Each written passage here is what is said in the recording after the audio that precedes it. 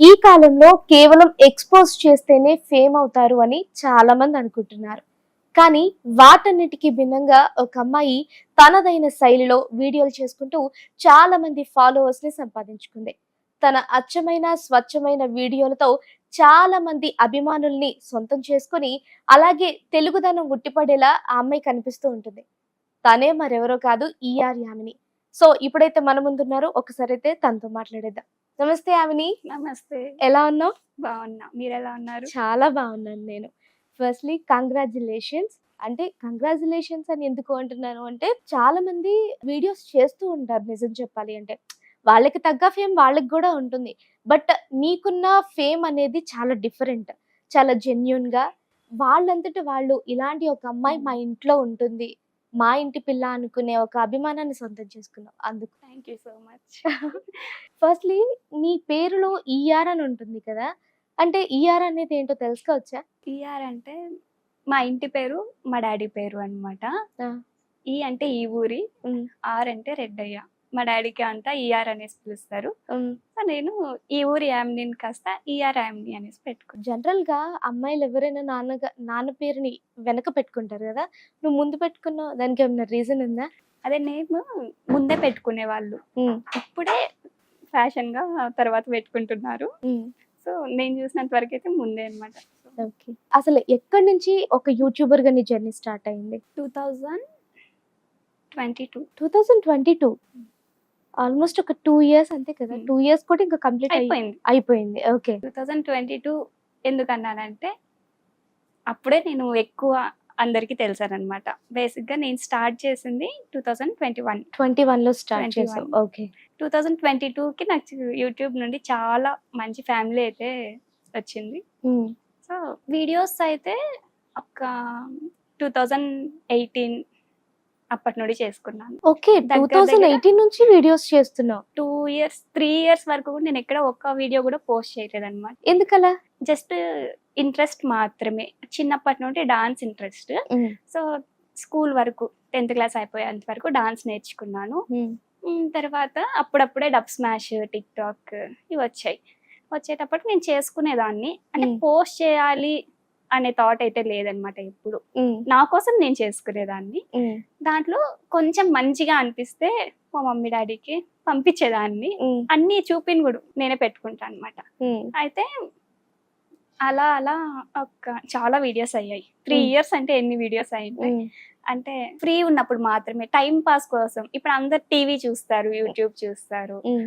లేదా బయట వెళ్తారు. హ్మ్. అలా నేను వీడియోస్ చేసుకునేదాన్ని. ఓకే. అలా చేసుకుంటూ ఉన్న టైంలో జస్ట్ టైమ్ పాస్ కోసం అంతే మాత్రమే. హ్మ్. అంతే ఇప్పటికి కూడా అంతే ఇప్పటికి టైమ్ పాస్‌కే. అంతే. ఓకే. ఉమ్. అయితే ఒక 2-3 ఇయర్స్ తర్వాత నా తమ్ముడు వాళ్ళు ఎందుకు నువ్వే దాచిపెట్టుకుంటావు, పోస్ట్ చేయి అనేసి అన్నారు అనమాట. ధైర్యం సరిపోలేదు. హ్మ్. అయితే ఇంకా వాళ్ళు చెప్పిన ఒక 6 మంత్స్ 8 మంత్స్ తర్వాత మా డాడీకి అడిగాం, ఓకే. అలా యూట్యూబ్ స్టార్ట్ చేసుకోనా అని అడిగితే సరే నన్ను చేసుకో అన్నారు. స్టార్ట్ చేశాను. కానీ ఎవరు తీసేవాళ్ళు లేరు. ఓకే. యూట్యూబ్ గురించి నాకు ఏం తెలీదు. హ్మ్. ఇంట్లో వాళ్ళకి ఏం తెలీదు. హ్మ్. కాలేజ్కి వెళ్ళేదాన్ని. హ్మ్. ఫ్రెండ్స్ కూడా తక్కువే తెలుసుకోవడానికి. హ్మ్. ఎలా చేసుకుంటా? హ్మ్.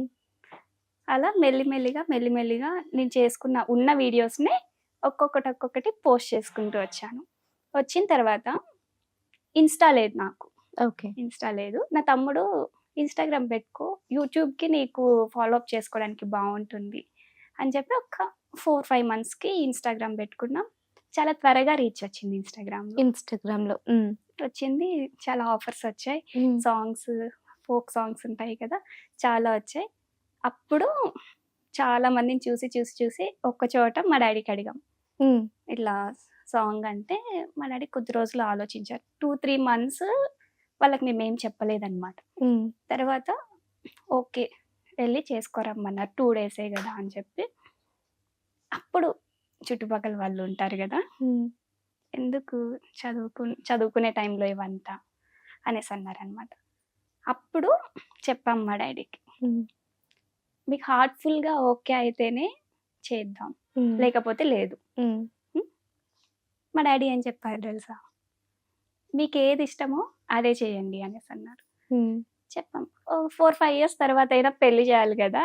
ఆ టైంలో మీ అమ్మ ఇవి చేస్తుంది మాకొద్దు హ్మ్. అనేవాళ్ళు చాలా మందుంటారు. హ్మ్. అప్పుడు గూడా నేను యాక్సెప్ట్ చేయగలుగుతాను హ్మ్. అనేలా ఉంటే కంటిన్యూ చేద్దాం. లేదంటే ఈ రోజుతో ఇక్కడే ఆపేద్దాం నేను అని చెప్పాం. హ్మ్.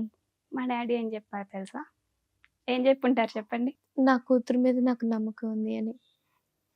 ఆ! చుట్టుపక్కల వాళ్ళతో ఎవ్వరితోనూ నాకు అవసరం లేదు. మీకసలు అవసరం లేదు. హ్మ్. మీకు ఎలా చేస్తే హ్యాపీగా ఉంటారో అది చెయ్యండి. హ్మ్. మీ హ్యాపీనెస్ దేంట్లో ఉంది అంటే అది చెయ్యండి. నాకేం ఇబ్బంది లేదు అని చెప్పారు. హ్మ్. ఓకే. ఫైన్. ఎళ్ళాం. మా మమ్మీ, నా ఫస్ట్ తమ్ముళ్ళు. ఫోక్ సాంగ్ ఎక్కడ అంటే ఒప్పించాను అన్నావు కదా! హ్మ్. ఆ ఫోక్ సాంగ్ ఏంటది? 'చిలకపచ్చ చీర' అని ఆ! హైదరాబాద్ అనమాట. ఓకే. వచ్చాం. ఫస్ట్ టైమ్ అప్పుడే మేము హైదరాబాద్ రావడం. ఓకే.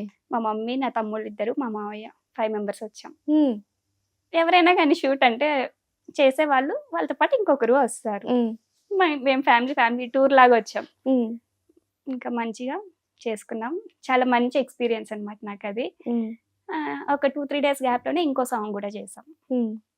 అంతే. ఆ 2 సాంగ్స్ చేశాను. హ్మ్. ఆ 'చిలకపచ్చ చీరతోనే' నాకు చాలా ఆఫర్స్ వచ్చాయి. హ్మ్. ఈవెన్ మూవీస్ వరకు గూడా ఎళ్ళాయన్నమాట. ఓకే. మూవీస్‌లో కూడా వచ్చాయి. వచ్చాయి. హ్మ్. 'చిలకపచ్చ చీరతోనే' నాకెక్కువ నేమ్ వచ్చింది. ఇప్పటికి గూడా హైదరాబాద్ సైడ్ ఎళ్తే 'చిలకపచ్చ చీర యామిని కదా!' అనేసంటారు. ఓకే. మీ ఇంట్లో నార్మల్‌గా నువ్వు వీడియోస్ చేస్తాను అన్నప్పుడు మీ నాన్నగారు ఓకే. బట్ మీ అమ్మగారు కావచ్చు, లేకపోతే మీ రిలేటివ్స్‌లో కావచ్చు, ఎవరైనా ఎక్కడైనా ఒక చిన్న మాట డెఫినెట్‌లీ అంటూ ఉంటారు కదా! అవసరమా మనకి ఇదంతా ఇంట్లో ఉన్నవాళ్ళు ఉన్నట్టే ఉండొచ్చు కదా! అని అన్నవాళ్ళు కూడా ఉంటారు కదా! అలాంటి సందర్భాలు? ఖచ్చితంగా ఉంటాయి. హ్మ్. నా దగ్గర గూడా ఉన్నాయి. హ్మ్. కానీ నేను బయట ఎవరితోనూ పెద్దగా కలవను. అంటే హ్మ్. వెళ్ళను. హ్మ్. నా కాలేజేమో, ఇల్లేమో అంతే. హ్మ్. కాబట్టి నా వరకు వస్తాయి. హ్మ్. ఎలా వస్తాయి? వాళ్ళిలా అన్నారు, ఇలా అన్నారు హ్మ్. అన్నంత వరకే వస్తాయి. చదువుకోకుండా ఎందుకు ఇవంతా అనేసి. నేను ఒకటే చెప్పేదాన్నను. చదువు మానేసి నేను చెయ్యట్లేదు గదా! హ్మ్. చదువుకుంటూ ఈవినింగ్ టైమ్స్ ఆర్ సండేస్ అలానే గదా చేసుకుంటున్నా. హ్మ్. సో, మా ఇంట్లో వాళ్ళకి ప్రాబ్లమ్ లేనప్పుడు హ్మ్. చుట్టుపక్కల వాళ్ళతో నాకేం అవసరం? హ్మ్. సో, నేను లైట్ తీసుకునేదాన్ని. ఓకే. ఫస్ట్ నీకు యూట్యూబ్ గురించి అసలు తెలీదు అని చెప్పావు. వన్స్ స్టార్ట్ చేసిన తర్వాత ఏమన్నా ఇబ్బంది పడ్డావా? అరే! నాకు అందరిలాగా నాకు ఫాలోవర్స్ రావట్లేదు, వ్యూస్ రావట్లేదు, ఇలా ఏం జరగట్లేదు ఆపేద్దాం అలాంటి సిట్యుయేషన్స్? అలా ఎప్పుడు అనుకోలేదు నేను. హ్మ్. ఎప్పుడు గూడా ఏ వీడియో చేసినా గూడా వ్యూస్ కోసం అయితే నేను చేయలేదనమాట. హ్మ్. నాకు టైం కుదిరి ప్లేస్‌లో ఓకే. నేనిక్కడ వీడియో చేసుకుంటే బావుంటుంది. అలా నాకు ఫ్రీగా ఉంటేనే నేను వీడియో చేసుకున్నాను గానీ, ఇది పెడితే నాకు ఇంతమంది చూడాలి, దీనివల్ల ఇంత ఫేమ్ రావాలి అనైతే నేను చేసుకోలేదు. హ్మ్. రీసెంట్‌గా 'తడుముతోంది' సాంగ్ చేశాను. హ్మ్. ఆ సాంగ్‌కి గూడా ఎక్కువ వ్యూస్ ఎళ్ళాలి, అందరు చూడాలి, క్లిక్ అవ్వాలి అలా అయితే చేయలేదు. హ్మ్. నేను నా సాటిస్ఫాక్షన్ కోసం మాత్రమే చేసుకున్నాను. డైరెక్షన్ పార్ట్ నువ్వే, యాక్టింగ్ కూడా నువ్వే. ఎలా ఇదంతా అసలు? స్క్రిప్ట్ పేపర్ పైన పిన్ టు పిన్ స్క్రిప్ట్ రాసేసుకొని హ్మ్. నువ్వే రాసుకుంటావు. నేనే రాసుకుంటా. హ్మ్. సెకండ్ టు సెకండ్ అన్ని పెట్టుకొని హ్మ్. కెమెరామాన్‌కి ఇచ్చుకుంటూ, నేను చెప్పుకుంటూ ఈ షాట్ ఇలా గావాలి, ఈ షాట్ ఇలా గావాలి అని చెప్పుకుంటూ తీయించుకుంటా. ఓకే. నీకు నువ్వే డైరెక్ట్ నాకు చేసుకుంటూ నేను. నీకు ఇప్పటి వరకు చేసిన సాంగ్స్ అన్నీ అంతేనా? అంతే. ఆ 'చిలకపచ్చ చీర', 'సినుకులాట' 2 సాంగ్స్ బయట చేశాను. హ్మ్. నా ఛానెల్ వరకు అన్నీ నేనే చేసుకున్నా. 'వనవాసం' అనే ఒక ఇండిపెండెంట్ ఫిల్మ్ మాత్రం టీమ్ వచ్చి చేశారు. హ్మ్. ఇంకా అన్నీ గూడా నేనే ఓకే. దానికి ప్రొడ్యూసర్ మీ నాన్నగారు. హ్మ్. మీ నాన్నగారే ప్రొడ్యూస్ ఆ! చేస్తారు. అంటే ఎప్పుడు అనిపించలేదా నార్మల్‌గా ఇంత ఫేమ్ వచ్చింది గదా! ఎప్పుడైనా మూవీస్‌లోకి ఎలాగో ఆఫర్స్ కూడా వస్తున్నాయి కదా! మూవీస్‌లోకి వెళ్ళాలి, చెయ్యాలి. లేకపోతే చాలా మందికి ఆఫర్స్ రాక ఇబ్బంది పడతారు. నీకొచ్చాయి కదా! హ్మ్. మరి ఎప్పుడైనా నువ్వు అనుకోలేదా వెళ్దాం, చేద్దామని? అనిపిచ్చింది స్టార్టింగ్‌లో. ఎలా? హ్మ్. చాలా మంది అదే ఆఫర్స్ కోసం వెయిట్ చేస్తారు. హ్మ్. మన దగ్గరికే ఇన్ని ఆఫర్స్ వస్తున్నప్పుడు మనం చెయ్యాలి. కానీ వచ్చాయి గదా! అని జెప్పి ఏదో ఒకటిలే అని చెప్పి చేయగూడదు అనేసనుకున్నా. హ్మ్. ఎలా అంటే నాకంటూ క్యారెక్టరైజేషన్ మంచిగా ఉంటేనే చేసుకుందాం. హ్మ్. అంటే ఇప్పుడు నన్ను ఎలా అయితే చూస్తున్నారో నేను సినిమా చేసినా గూడా అలానే చూడాలి. హ్మ్. అలాంటిదుంటే చేద్దాం అనే దాంట్లో అలా ఇంకా విందాం హ్మ్. అనేసే స్టోరీస్ వింటూ ఉన్నాం. దేనికి ఓకే ఇప్పటికి ఓకే చేయలేదు. ఇప్పటికి గూడా అంటే లేదు. నచ్చిన కథ రాలేదా? వచ్చినా గూడా స్టోరీ ఏదైనా బానే ఉంటుంది. ఉమ్, అందరూ కూడా బాగా క్లిక్ అవ్వాలనేసి తీస్తారు. ఉమ్, కానీ తీయడంలో అటు ఇటు అయినా కూడా వేస్ట్ కదా. ఉమ్. అలా చేయడం కంటే అసలు చేయకుండా చేయకుండా గమ్మున ఉండడం ఉండడం బెటర్ better. కదా. అవును. ఓకే. ఈ జనరేషన్ అమ్మాయిలు, ఈ కాలంలో చూసుకుంటే చాలా మంది అమ్మాయిలు నాకు తెలిసి ఎప్పుడో పండగలప్పుడో, గుడికెళ్ళినప్పుడో, ఆ టైంలో మాత్రమే ట్రెడిషనల్‌గా ఉండడానికి ఇష్టపడతారు. అండ్ చీర కానీ, లంగావోణి కానీ ఇవన్నీ ఆ టైం వరకు మాత్రమే పరిమితం. బట్ నీ విషయానికొచ్చేసరికి నువ్వెక్కడా కూడా అసలొక జీన్స్ కూడా యేసుకున్న దాఖలాలు ఎక్కడా ఉండవు. అంటే నీకు నచ్చదా? లేకపోతే ఇంట్లో వాళ్ళకి నచ్చదా? అంటే ఎందుకంత డిఫరెంట్? అంటే జీన్స్ నాకు ఇష్టం లేదు చిన్నప్పటి నుండి కూడా. హ్మ్. నేను చదువుకున్న టైంలో కూడా నా చుట్టూ ఉన్న వాళ్ళందరూ కూడా జీన్సే వేసుకునేవాళ్ళు. హ్మ్. మా టీచర్స్ మాత్రం శారీస్ కట్టుకునేవాళ్ళు. హ్మ్. నేను ఎప్పుడు వాళ్ళనే చూసేదాన్ని. హ్మ్. అలా చూస్తూ చూస్తూ నాకు శారీస్, హాఫ్ శారీస్ ఇవే ఇష్టం అయిపోయాయి అనమాట. వీకెండ్స్లో కూడా పట్టు పావడ, గాగ్రా ఈ టైప్లోనే ఎక్కువ ఇష్టపడేదాన్ని. ఫ్రాక్స్, హ్మ్. జీన్స్ పైకి ఎప్పుడు వెళ్ళలేదు. ఇప్పటికి కూడా నేను టౌన్లో ఉన్నా, సిటీలో ఉన్నా, బయట అందరిలో తిరిగా. హ్మ్. అయినా కూడా నాకు ఎక్కడికి వెళ్ళినా వీళ్ళందరూ ఇలా వేసుకుంటున్నారు కదా, మనం కూడా ఇలా వేసుకోవాలని అయితే నాకు ఎప్పుడు అనిపించలేదు అనమాట. హ్మ్. శారీ, హాఫ్ శారీ అవే ఇష్టం. ఎప్పుడైనా ఎవరైనా నిన్ను ఏడిపించడం గాని, లేకపోతే ఏంటి నువ్వు నీ పాత డ్రెస్‌లో ఆ టైప్‌లో ఏమన్నా మాటలు వచ్చాయా? ఎవ్వరు ఏడిపించలేదు. హ్మ్. అంటే ఏడిపించే ఛాన్స్ నేను ఇవ్వను ఫస్ట్. హ్మ్. అంటారు అంటే నువ్వేమన్నా ఆంటీనా చీరలు కట్టుకోవడానికి, హ్మ్. మంచిగా జీన్స్ వేసుకోవచ్చు కదా అంటారు. ఆంటీస్ అయితే చీరలు కట్టుకుంటారా అనేదాన్ని. హ్మ్. ఎంతమంది ఎన్ని చెప్పినా కూడా నాకు ఇలా ఉండడమే ఇష్టం. నేను ఇలానే ఉంటా హ్మ్. అంతే. వాళ్ళు ఇలా అన్నారు కదా అని కూడా నేను ఫీల్ అవ్వను. హ్మ్. Okay light. వాళ్ళకి అలా అనిపించింది, నాకు నచ్చింది హ్మ్. అంతే. నార్మల్‌గా వీడియోస్ ఇందాక చెప్పావు కదా! నువ్వు తీయడానికి ఎవరు ఉండరు అని. అంటే నీకు నువ్వే ఎలా షూట్ చేసుకుంటావు మరి? చేసుకుంటా. ఇంట్లో ఉన్నాననుకోండి, మా మమ్మీ, మా నానమ్మ, నా తమ్ముడుంటే నా తమ్ముడు, హ్మ్. ఎవరికి వీలైతే వాళ్ళు తీస్తారు. ఏంటి అందరిని వాడేసుకుంటావు నువ్వు ఇంట్లో?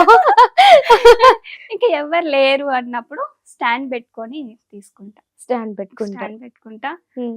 బ్యాక్‌గ్రౌండ్ సెట్ చేసుకుంటా, హ్మ్. తీసుకుంటా. ఎడిటింగ్? నేనే చేసుకుంటా. ఎడిటింగ్ కూడా నువ్వే. హ్మ్. ఆల్ ఇన్ వన్ అయితే డైరెక్షన్, ఎడిటింగ్ నీకు నువ్వు యాక్టింగ్ పర్లేదైతే. నార్మల్‌గా చాలా మందికి యూట్యూబ్ స్టార్ట్ చేసిన తర్వాత ఎంతో కొంత స్ట్రగుల్స్ డెఫినెట్‌లీ ఉంటాయి. ఒక యూట్యూబర్‌గా రాణించాలి అంటే కొంచెం చెప్పుకోలేం. ఎవరికో ఒక చోట ఎక్కడో ఒక చిన్న స్ట్రగుల్ ఉంటుంది. నీకు అలాంటి స్ట్రగుల్స్ ఏం లేవా? స్ట్రగుల్స్ ఏం లేవా అంటే ఏమీ లేవు. హ్మ్. ఏమీ లేవు. అంటే ఇంట్లో ఫుల్ సపోర్ట్ ఉందనుకోండి, హ్మ్. ఏముండవు హ్మ్. ఫస్ట్. బయట ఎందుకంటే నాకు బేసిక్‌గా బయట వెళ్లి చెయ్యాలి, నేను ఫేమ్ అవ్వాలి, హ్మ్. నాకు మంచి క్వాలిటీతో వీడియోస్ కావాలి, ఇలాంటివి ఏం లేవన్నమాట. నాకున్న టైంలో జస్ట్ నా హ్యాపీనెస్ కోసం నేను చూసుకొని నేను నవ్వుకోవడానికి మాత్రమే చేసుకుంటాను కాబట్టి హ్మ్. నాకు ఎక్కడ కూడా నేను ఏం ఫేస్ చేయలేదు. హ్మ్. సో, ఇంట్లో వాళ్ళు సపోర్ట్ లేకపోతే హ్మ్. మేబీ ఫేస్ చేసేదాన్నేమో. అంటే హ్మ్. ఇంట్లో సపోర్ట్ లేకుండా నేను కొంచెం ఫేమ్ అవ్వాలి అని అనుకుంటూ ఉండి, బయట వెళ్ళి అక్కడ చేసుకోవాలి, ఇక్కడ చేసుకోవాలి ఇలా ఉంటే అయ్యుండొచ్చు. హ్మ్. బట్ అలాంటివేం లేదు కాబట్టి చేసుకుంటున్నా. ఓకే. ఇప్పుడు నువ్వేం చదువుకుంటున్నావు యామిని? అయిపోయింది. నా బీటెక్ అయిపోయింది. ఆ! 1 ఇయర్ జాబ్ చేశాను. జాబ్ చేసావు. హ్మ్. ఎక్కడ? హైదరాబాద్‌లో. హైదరాబాద్‌కొచ్చావు. జాబ్ కూడా చేసావు. ఎందుకు మానేసావు? ఎంఎస్ చేద్దామని చెప్పేసి ఇంకా మానేసి హ్మ్. వచ్చాను. ఒక 4, 5 మంత్స్ అవుతుంది. హ్మ్. ప్రెజెంట్ అయితే ఖాళీగానే ఉన్నాను. హ్మ్. అబ్రాడ్‌కి వెళ్ళాలి. అబ్రాడ్‌కి వెళ్ళాలి. ఓకే. ఇన్ని వీడియోస్ చూస్తూ ఉంటారు గదా! చాలామంది. నీకు చాలా కాంప్లిమెంట్స్ వస్తూ ఉంటాయి. బట్ నాకు తెలిసినంత వరకైతే జీరో నెగటివిటీ. హ్మ్. అవును. బట్ ఎక్కడైనా నీకు తెలిసిన విధంగా నెగెటివ్ కామెంట్స్ ఏమైనా వస్తాయా? నెగెటివ్ కామెంట్స్ కంపల్సరీ వస్తాయి. హ్మ్. ఎంత మంచిగా చేసినా గూడా హ్మ్. వస్తాయి. హ్మ్. కానీ నాకు 100కి 99% పాజిటివిటీనే ఉంది. హ్మ్. ఇంత పాజిటివిటీ ఉన్నప్పుడు నెగటివిటీని పక్కన పెడతా. అంటే ఎట్లా వస్తది ఎలా నెగెటివ్ అంటే ఎలా నెగెటివ్ వస్తదంటే కామెంట్స్ అంటే ఎలా పెడతారు? హ్మ్. చదువుకోకుండా ఎందుకివంతా? పని లేదా? ఇంకేం లేదా? ఎప్పుడు ఇవేనా? ఇలాంటివే అన్నమాట. ఇంతకు మించి అయితే ఏం రాలేదు. హ్మ్.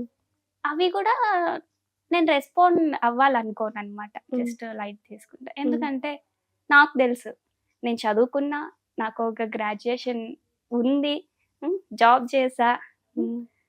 సో ఇంకా నాకు నేను అవంతా ఎందుకు పట్టించుకోవాలి? నేను అవేమి చేయకుండా చేసుకుంటుంటే అయ్యో వీళ్ళు ఇట్లా అంటున్నారే, అట్లా అంటున్నారే, కొంచెం అన్నా గిల్టీ ఫీలింగ్ ఉండేది కదా. సో ఇప్పుడు అవైతే ఏం లేదు. ఓకే. నువ్వు స్టార్ట్ చేసిన ఫస్ట్‌లో మరి ఇప్పుడంటే నువ్వు చాలా స్పోర్టివ్‌గా తీసుకుంటున్నావు. స్టార్ట్ చేసిన ఫస్ట్‌లో కూడా ఎంతో కొంత వచ్చుంటాయి కదా! Negative comments. అప్పుడు పెట్టడానికి నువ్వు వీడియో పెట్టడానికే భయపడ్డావు కదా మరి. అప్పుడెలా తీసుకున్నావు? ఇప్పటికి కూడా నాకు భయమే వీడియో పెట్టాలంటే. అవునా? ఆ రోజు నేను ఎలా ఉన్నానో ఈ రోజు కూడా అలానే ఉన్నాను. హ్మ్. ఆ రోజు కూడా నేను ఇలానే ఉన్నా, స్పోర్టివ్ గానే ఉన్నా. అంటే ఏదొచ్చినా కూడా ఫేస్ చేయడానికి రెడీగానే ఉన్నా. ఈ రోజు కూడా ఎందుకంటే నేను ఫస్ట్ స్టార్ట్ చేసిన రోజు ఆడియన్స్ నన్ను ఎలా చూసారో ఈ రోజుకి కూడా వాళ్ళు నన్ను అలానే చూడాలి అని అనుకుంటా. అంటారు కదా, కొంచెం ఫేమ్ వచ్చింది కాబట్టి చేంజ్ అయిపోయింది, ఫస్ట్ లో బాగుండింది ఇప్పుడు అలా లేదు, అది రాకూడదు అనే భయం నాలో ఎప్పుడు ఉంటుంది. ఆ మాట అనిపించుకోకూడదు అనేసి. సో అప్పుడు ఇప్పుడు అంతా నేను ఒకటే లాగానే ఉన్నాను, ఎక్కడ ఏం లేదు. ఓకే.